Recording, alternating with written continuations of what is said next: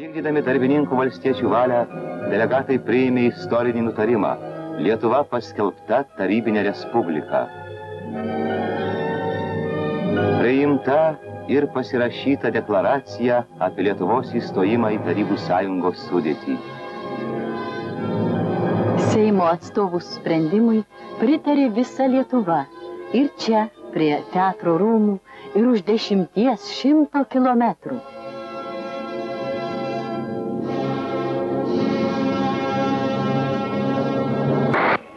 Lietuvos tarybų socialistinės respublikos piliečiai.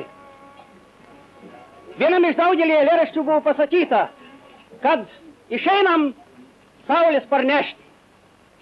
Dabar, išvykdami į šią kelionę, mes, Lietuvos liaudies Seimo atstovai, galim pasakyti, kad mes išvažiuojam parnešti Lietuvai saulės, naujai Lietuvai Stalino konstitucijos saulės.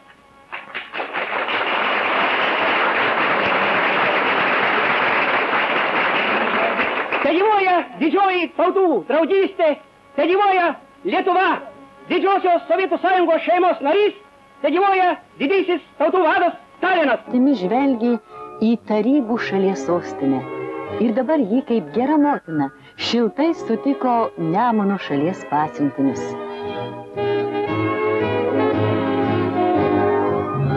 Tūkstantis 940 rugpjūčio 3 į senuosius Kremliaus rūmus įžengė Lietuvos Seimo atstovai.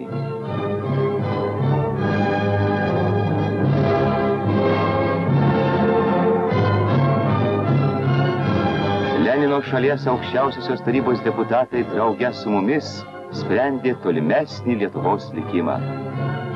Iš laikinojo Respublikos prezidento Justo Paleckio lūpų išgirdo, kokia sunki buvo lietuvių tautos praeitis. Baudžiava, carizmo priespauda, fašistinės diktatūros naktys. Bet partijos vedama, liaudis kovojo ir nugalėjo, kad būti su tais, kurių idealai visų darbo žmonių svajonė. Kremliaus skliautais nuaidėjo lietuviškas poetinis Salomėjos Nėries žodis. Skambėjo Lakštingalos balsas. Didvyrių kelias, kovotojų kelias, ten žadina žygiui, laimėjimui kelią, laisвосиus тарибу vaikus.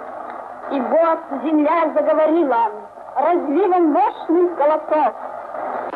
Бурлит в них молодость и сила, ломая прошлого засов. Iš Respublikos ir jau mūsų visos bendros sąjungos piliečiai. Tai vėliava, Lenino, Stalino vėliava.